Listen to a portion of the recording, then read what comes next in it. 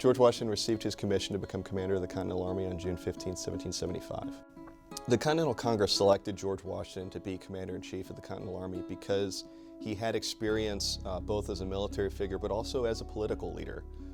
When he had been in charge of the defenses of the entire colony of Virginia during the French and Indian War, he had to regularly coordinate those activities with the governor of Virginia, the legislature of Virginia, and at times even the governors and legislatures of North Carolina and Maryland. Once he is appointed commander-in-chief of the Continental Army, Washington begins to ride from Philadelphia to go north. But before he starts that ride, he writes one last letter to Martha, the famous My Dearest letter that we have here in the collections at Mount Vernon.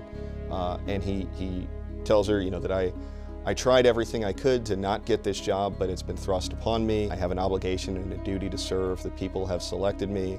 And he assures her that he retains an unalterable affection which neither time nor distance can overcome. Washington takes command of the Continental Army in the summer of 1775, and he spends the next 8 years turning it into a professional military force that can fight an army like Britain, that is a large professional army that has centuries of experience. The Americans play catch up in under a decade. Washington's legacy is important not only as a military commander, but also because of how he ends the war. He voluntarily gives up power. There had been calls for him to stay on as some sort of king. He gives it up.